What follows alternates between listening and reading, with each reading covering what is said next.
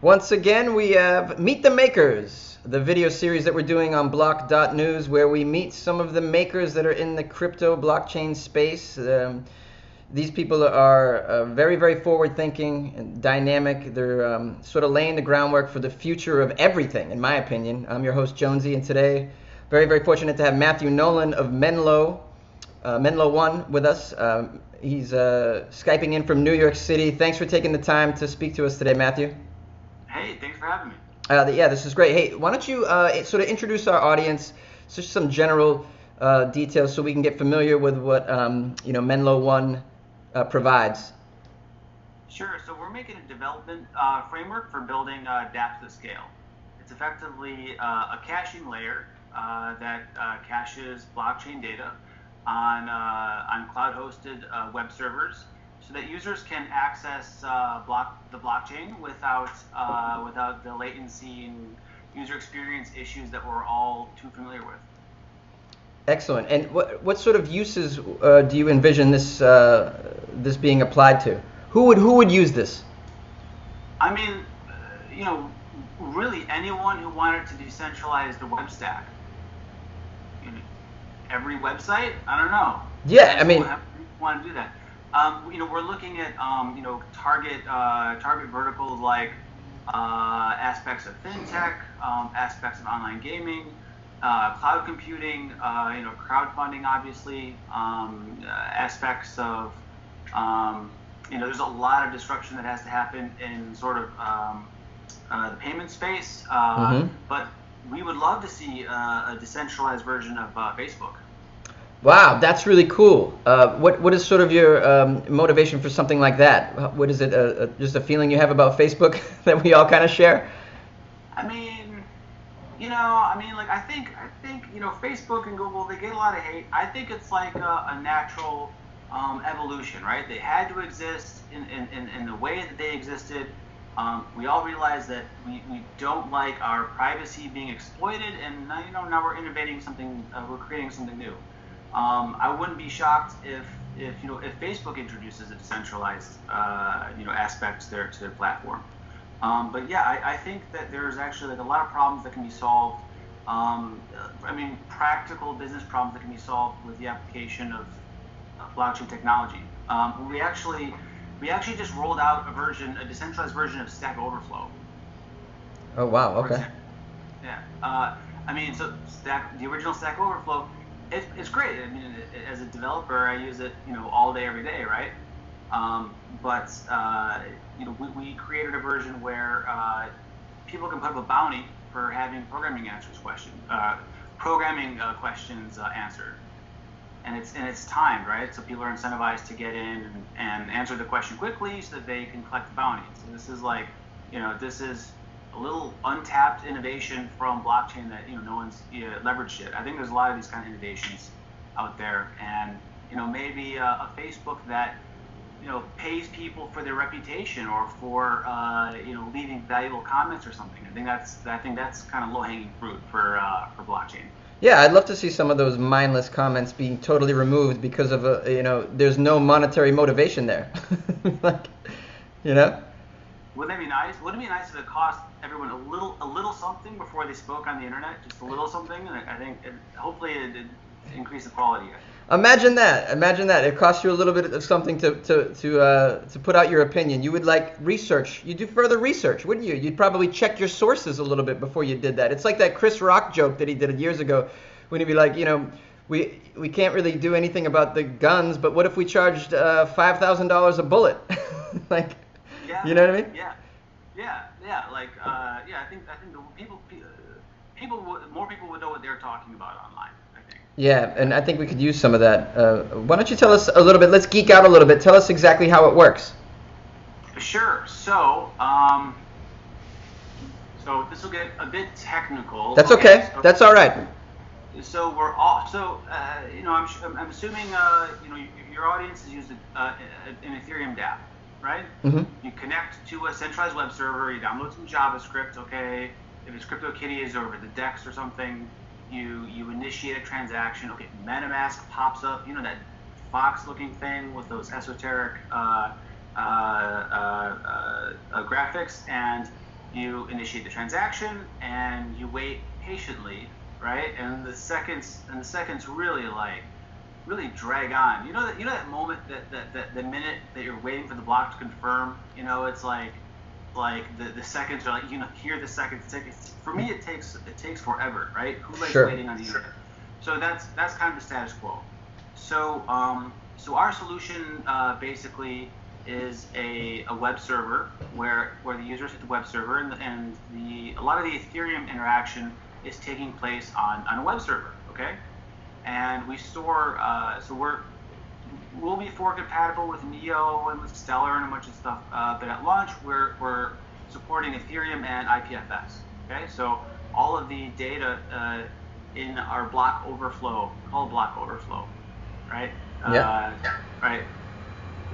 Our block overflow example, all of the comments, the posts, everything is decentralized and immutable. Okay, so when you post a question, the question data is stored on IPFS.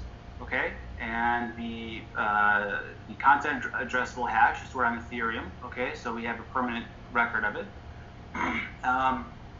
But which is a common design pattern that you see a lot in dApps. But that kind of sucks, right? Because you can't search by the content addressable hash, right? I mean, can you imagine decentralized Yelp? You want to search by the restaurant name. So we literally just take all this data from IPFS, we cache it and we index it in MongoDB on the web server. Okay, so super high performance. So you can search by other keywords now, right? It's a real web server. Yeah, it opens it up. And I know what you're thinking. You're like, wait a second. Okay, a centralized web server, you're caching stuff in a database. That doesn't sound very decentralized. So here's the decentralized part. So when the user hits the web server and they get the whatever data they want, a user profile, for instance, the user then goes to a blockchain, a smart contract in Ethereum, and they validate the hash of the data they just retrieved from the web server. Okay, with the hash that the author put into a smart contract. So we're solving the proof of retrievability problem that a lot of people have been working on for a while. So it's kind of cool. It's kind of cool, I think, right? I mean, if you were to go to Facebook, like if you were to go to Facebook right now and you were to post something, you were to post for instance, let's say that Donald Trump has tiny hands, okay? But Donald's friends with Mark Zuckerberg. He said, yo, anytime anyone's talking about my hands, you got to say Donald Trump has huge hands, right? And you look at your friend's feed and you're wondering why your friends have so many. The problem we're solving is that an intermediary in a web server can go in and at any minute change it. So for the first time, there's a commercially viable way to validate with a third party that the data that you're reading on the internet is valid.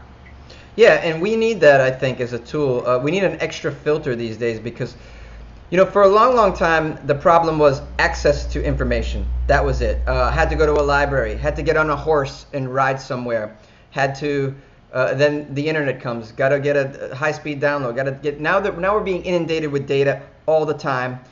The problem isn't how do I get information? The problem is how do I tell shit from Shinola? Really at the base of it, which is a whole new skill that we need, and this kind of technology I think adds to this. What is it personally for you that makes you want to provide this service? Like, what made you get involved in this? What's your background, and why do you do this? Oh, that's a good question. I don't know, man. I was sort of instinctually drawn to it many years. A friend, I had a roommate who was mining Bitcoin, and I thought, okay, cool, the hackers have their own currency now. Okay, it seems impractical, right? There's usability issues. But when smart contracts became a thing, I stopped fighting it and I gave in. So I've been in a blockchain. I mean, I've been writing software my whole life, and I pivoted my career and started working on blockchain stuff in 2014-ish, like full time. I think the thing that excites me, man, is the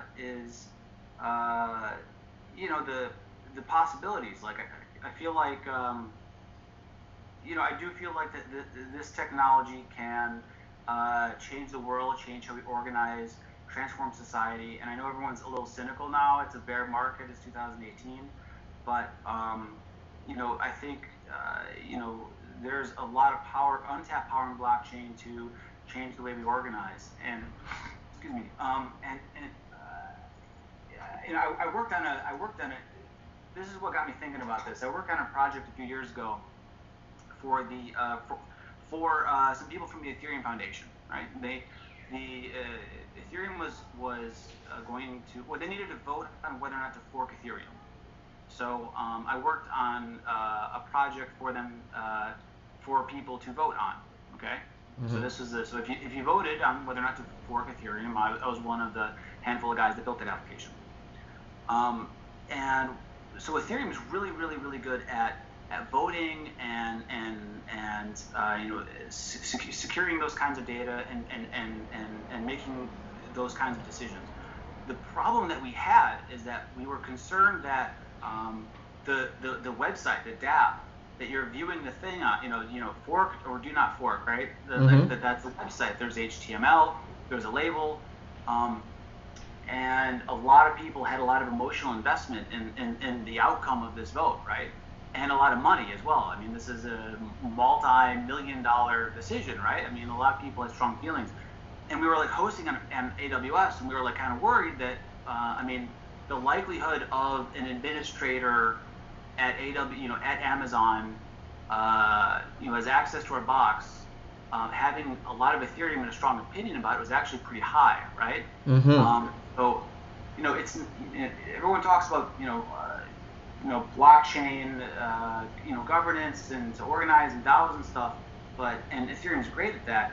But people are forgetting, what about the actual website that you're looking at? I mean, can you imagine if they held a presidential election on the blockchain and in California they swapped the Republican and Democratic candidates? That would be a disaster. So that was when I started thinking about solving, not just, decentralizing and securing, the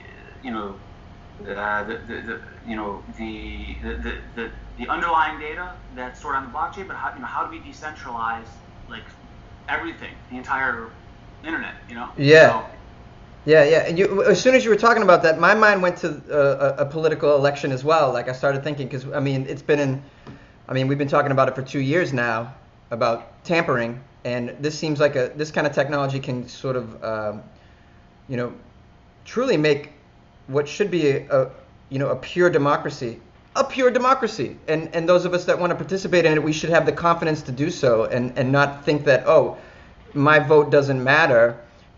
Someone can just sort of mess with the outcome anyways. And what other ways do you envision for you? Because you seem like a real forward kind of radical dude. What other ways do you envision this changing our culture?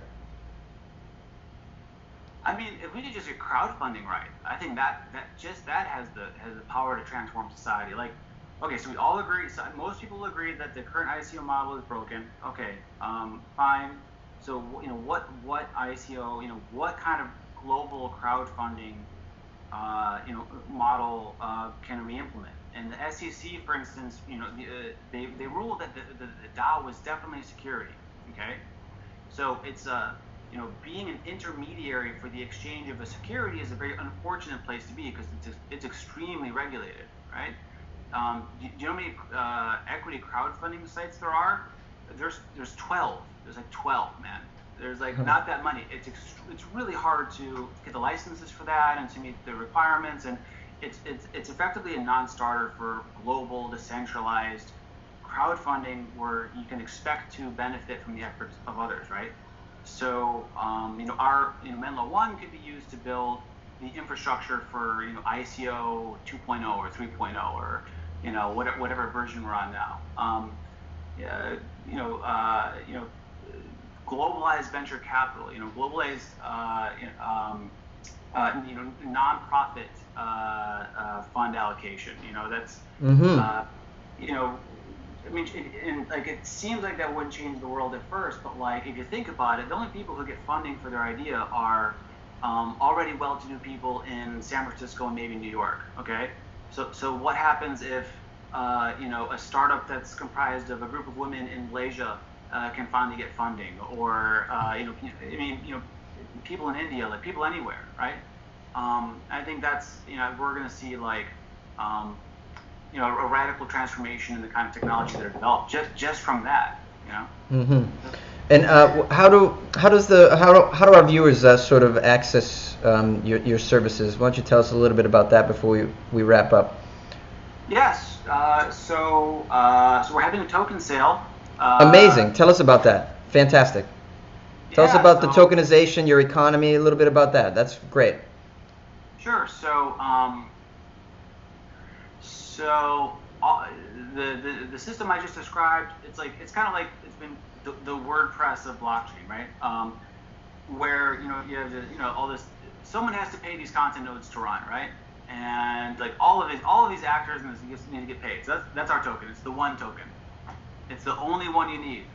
That's great. How many tokens are you offering?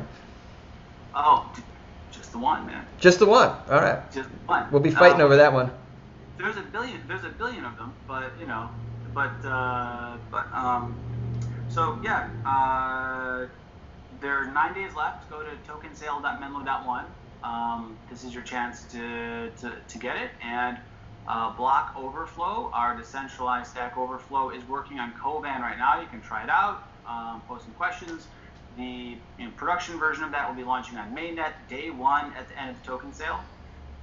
We're also going to be giving a special reputation token to anyone who gets into the crowd sale right now. And check out our white paper, check out our materials for information on what I'm talking about. We've implemented a proof of reputation algorithm to track who's good and what's good and what's bad in the ecosystem. So check it out. And it's the